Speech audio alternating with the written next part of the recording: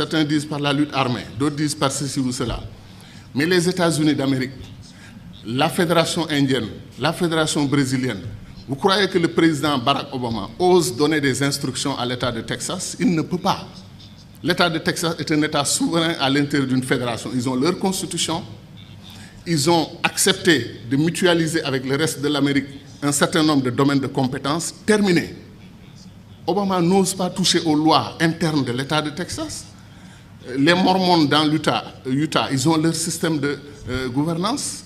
New York est l'État libéral, Californie ultra-libéral. Des États conservateurs, des États qui n'ont rien à voir dans leur philosophie, vivent ensemble et gagnent ensemble au plan économique et constituent la Fédération des États-Unis d'Amérique. Donc quel est notre problème, nous, Africains? Le panafricanisme doit être clair sur une question. Le panafricanisme n'est pas une unité des États noirs. Un Cheikh Anta montrait que les Arabes, 3 Arabes sur 5 sont des Africains aujourd'hui. L'héritage du peuple arabe doit être réclamé par l'Afrique plus que tout autre continent. Donc de ce point de vue, l'unité arabo-africaine devrait être une réalité en Afrique. Les États-Unis d'Afrique devaient concerner tout le continent africain. Et nous ne voulons pas qu'une partie du continent africain se détache pour aller dans la Méditerranée, travailler avec les Européens. Vous avez vu l'UMP et tout ce qu'ils ont tenté ensemble, ça n'a rien donné. L'avenir des pays arabes, maghrébins, c'est l'Afrique. C'est leur profondeur africaine.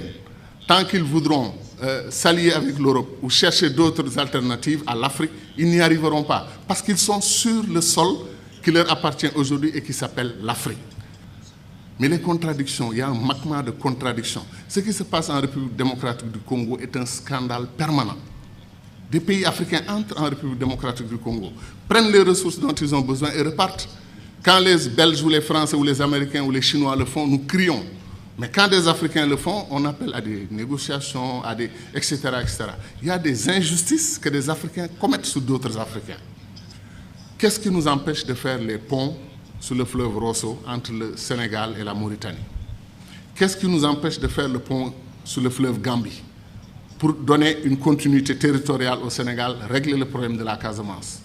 C'est pour dire que les doctrines d'intégration que nous avons choisies, après 50 ans, comme on est à... C'est le jour de l'anniversaire. On dit notre bonheur pour ce qui a été fait, mais disons aussi notre préoccupation pour ce qui n'a pas été fait. Kourouma, depuis 1958, dit que le barrage de Dinga au Congo peut donner de l'électricité à toute l'Afrique, régler le problème de l'énergie. L'Afrique pourra même exporter de l'énergie. On n'a pas commencé 1 centimètre du barrage de Dinga. On nous dit que le barrage de Swapiti en Guinée peut donner de l'énergie à toute l'Afrique de l'Ouest. Où en est le projet? C'est-à-dire des choses simples qu'on pouvait faire et qu'on n'arrive pas encore à faire. Pour aller en Afrique centrale, moi, je fais 4 jours. 1 jour de voyage, 1 ou 2 jours pour régler les affaires que je veux faire là-bas. Après, c'est la bataille pour le retour. La dernière fois, je suis allé à Douala. Air Sénégal a annulé son vol. Je suis resté 6 heures à l'aéroport. Et après, on m'a dit que non, Air Sénégal n'a pas tout à fait annulé. Ils arrivent. On prend 2 avions et on dit qu'on a une compagnie aérienne. 2 avions, ou 2 avions et demi, parce qu'après on a un petit dash qui tourne les hélices, etc. Qu'est-ce qui nous empêche de mutualiser? Air Afrique a été une très belle expérience panafricaine. Depuis qu'on l'a perdu, il n'y a rien. Comme disait l'autre, on fait de la compétition ruineuse entre nous.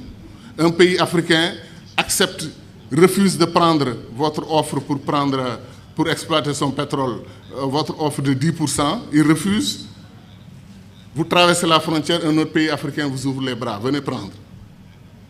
Pourquoi nous faisons des choses comme ça? Donc ce que nous disons, ce n'est pas de la théorie. Contrairement au sentiment de certains amis dans la salle qui ont pensé que nous, on voulait faire un saut, un puissant saut vers le passé. Non, on veut faire un saut vers l'avenir. On veut accélérer l'histoire de ce continent parce qu'on peut le faire.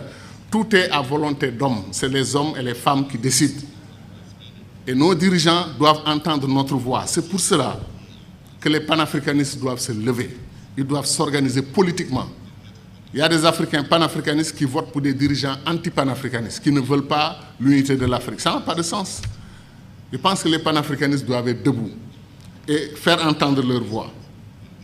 Et je termine en disant encore une fois que moi, je crois en l'Afrique, et je sais que ceux qui sont dans cette salle croient en l'Afrique. Ce qui me désole le plus, c'est que si on faisait un concours de ceux qui aiment l'Afrique, qui croient au potentiel de l'Afrique, il y a des chances que les Chinois, les Américains, les Brésiliens viennent avant nous autres Africains. Parce que ces gens connaissent. Ils savent ce qui se passe en Afrique. Ils savent que l'avenir du monde, Sarkozy, malgré la critique qu'il nous a faite ici, qui ne correspond pas du tout à l'histoire, qui est totalement fausse, que nous ne sommes pas assez entrés dans l'histoire. C'est nous qui avons créé l'histoire. C'est chez nous, en Égypte, que l'histoire a commencé. Et ça, j'y crois profondément. Pendant, comme disait Cheikh, eux, l'Europe, ils étaient dans la barbarie. Mais Sarkozy, qu'est-ce qu'il a dit? L'avenir du monde se joue en Afrique. Il est important de nouer des alliances avec les Africains dès maintenant, bien qu'il ne l'ait pas fait côté immigration. Mais je veux dire que c'est ça. L'avenir du monde se joue chez nous. On semble être les derniers à en être conscients. L'or, le diamant, le pétrole, chaque jour que Dieu fait, un pays africain se découvre pays pétrolier.